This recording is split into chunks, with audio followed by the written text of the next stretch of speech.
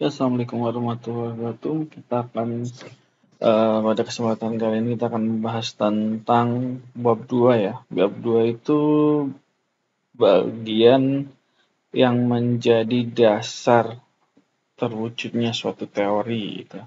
Yang biasa kita dengar dengan misal kajian pustaka.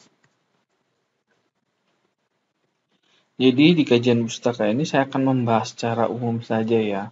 Biasanya ini sebagai contoh saja, biasanya di kajian pustaka itu kan akan membahas tentang variabel-variabel yang kita gunakan dalam penelitian. Sebagai contoh kalau di bidang pendidikan, misal salah satu variabelnya adalah minat.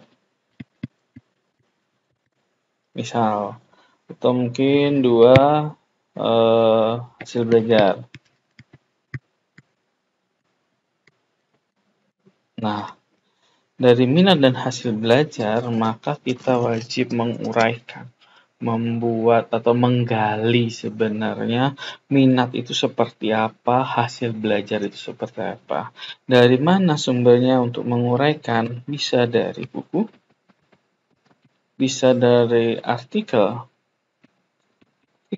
baik artikel penelitian maupun artikel yang misalnya ditulis di majalah atau koran gitu. Sama halnya juga dengan hasil belajar.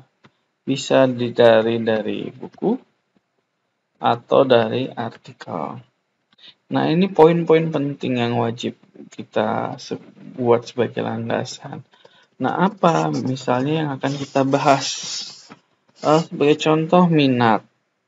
Maka kalau kita mengkaji suatu variabel, maka kita juga harus memahami variabel tersebut seperti apa. Sebagai contoh, kalau kita ngomongin minat, maka kita harus tahu apa itu pengertian dari minat.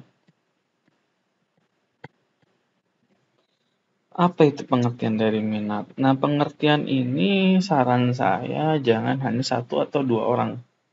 Bisa kalian ambil dari 3-4 orang, pendapat orang terkait dengan apa itu minat. Gitu ya. Nah, lalu setelah kalian memperoleh pengertian-pengertian tersebut, maka kalian wajib memberikan kesimpulan. Jadi dari pendapat-pendapat tersebut, kesimpulannya apa sih? Menurut kalian setelah uraian yang kalian tulis, apa itu minat? Jadi kalian punya deskripsi sendiri terkait dengan minat. Nah, selanjutnya apalagi yang bisa kita bahas terkait pengertian? Bisa faktor. Apa faktor-faktor yang menyebabkan timbulnya suatu minat? Jadi, faktor-faktor ini bisa dari hasil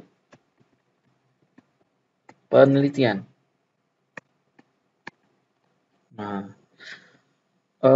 suatu tulisan menurut saya ya, suatu karya ilmiah dianggap bagus apabila referensi yang digunakan juga bagus. Sebagai contoh, kita menggunakan artikel internasional yang terindeks Scopus, maka sudah pasti kualitas artikel itu juga akan bagus.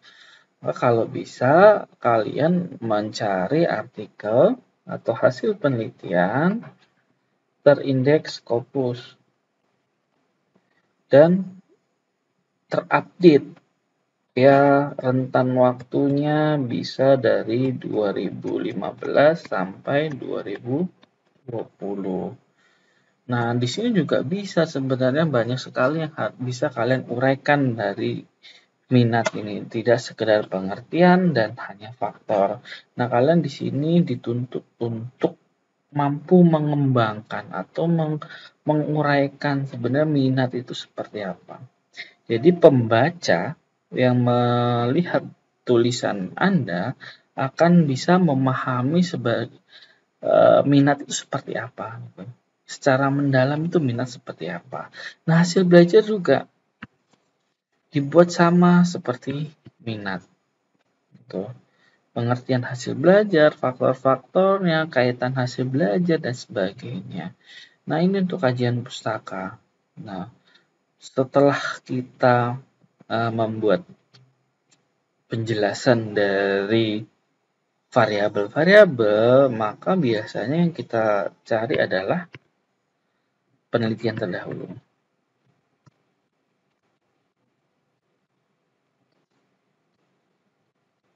Maka penelitian terdahulu ini saya ingin wajib kalian itu minimal 60% itu artikel internasional.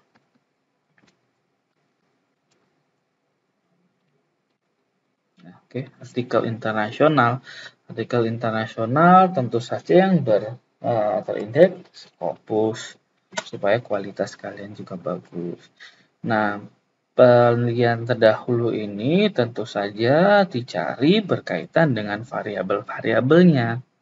Nah, boleh misal kalau kalian menggunakan variabel misal X1, X2, X3, dan ada Y.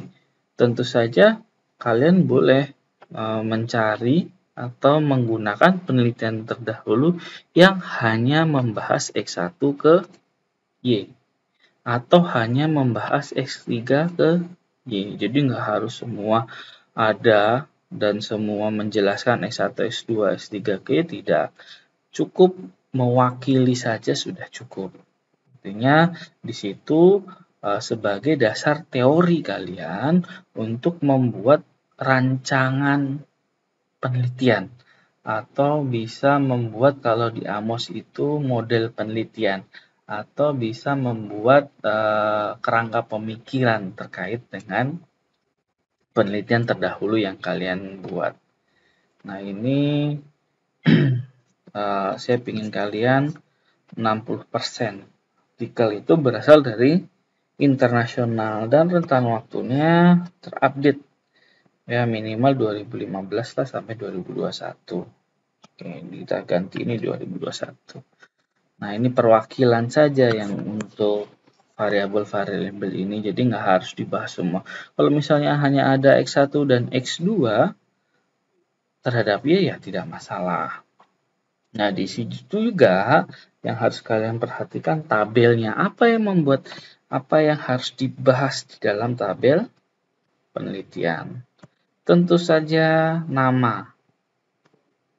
Nah, terus saja terkait dengan judul dan persamaan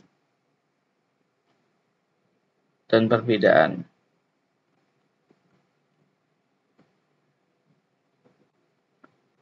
Nah, ini yang bisa kalian buat, gitu ya.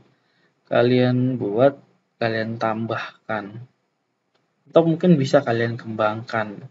Intinya di penelitian terdahulu ini memperkuat teori kalian dan memperkuat metode penelitian yang kalian gunakan itu seperti apa. Nah, ini baru sampai penelitian terdahulu.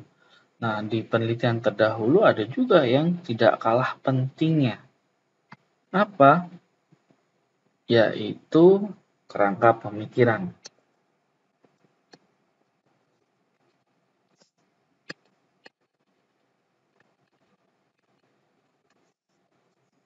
Nah, kerangka pemikiran ini dibuat berdasarkan apa? Berdasarkan kajian pustaka yang sudah kalian uraikan di atas. Jadi, kerangka pemikiran ini bisa membahas keterkaitan antara X1 misal dan Y. Atau mungkin membahas keterkaitan X2 dan Y. Jadi, kerangka pemikiran ini kita buat itu berdasarkan kajian teori, kajian pustaka yang sudah kalian cantumkan di sana. Kajian pustaka itu kan menguraikan variabel-variabel yang ada ya. Jadi kalian harus bisa membuat suatu argumen atau kerangka pemikiran yang menjelaskan keterkaitan antara misal X1 terhadap Y. S2 terhadap Y, S3 terhadap Y. Kalau kalian memiliki variabel seperti yang saya contohkan itu. Nah, uraiannya apa ya? Itu harus kalian pikirkan, kalian buat, dan tentu saja ada pendukungnya berdasarkan kajian-kajian teori yang kalian buat itu. Maka ini cukup krusial banget ya kerangka pemikiran. Jadi kerangka pemikiran kalau kita baca itu kita mampu mendapat gambaran bahwa memang ternyata ada loh pengaruh antara X1 terhadap Y. Seperti itu. Kalau kita baca, ya misal kalau kita ngomong kegiatan makan dan peningkatan berat badan. Kalau kegiatan misal variabel makan dan berat badan gitu ya. Kalau makan itu kan ya kita menguraikannya misalnya gampangnya adalah makan itu merupakan suatu tindakan atau suatu kegiatan memasukkan makanan ke dalam mulut.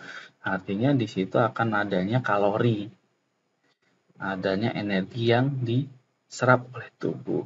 Apabila kalori itu melebihi yang dibutuhkan, maka bisa berakibat adanya penumpukan kalori yang sehingga mengakibatkan peningkatan berat badan. Nah, itu salah satu gambaran-gambaran terkait keterkaitan antara X1 dan Y, misal seperti itu. Jadi kalian bisa menguraikan, jadi kalimat yang seperti itu, yang tegas seperti itu, harus kalian cantumkan di kerangka pemikiran.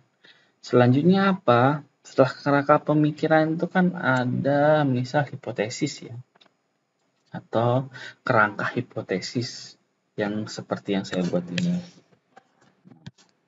Yang di sini itu kenapa kita ada X1, misal pengaruh X1 terhadap Y, pengaruh X2 terhadap Y, pengaruh X3 terhadap Y.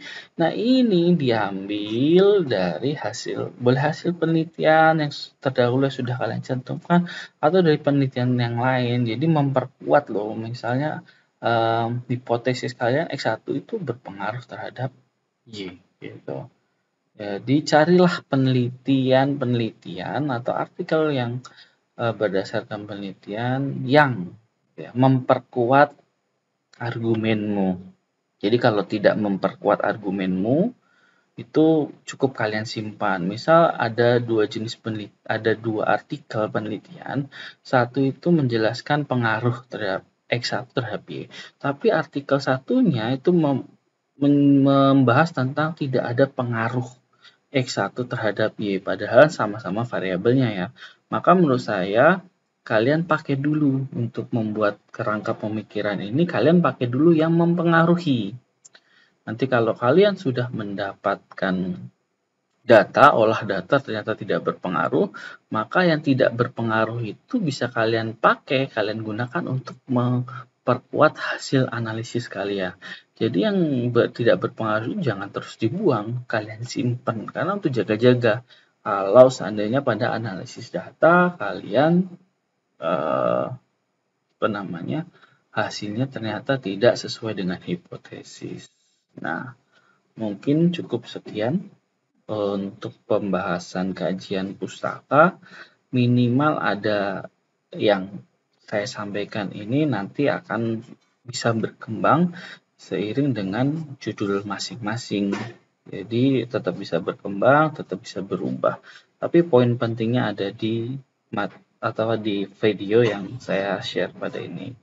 Mungkin cukup sekian dari saya akhiri. Wassalamualaikum warahmatullahi wabarakatuh.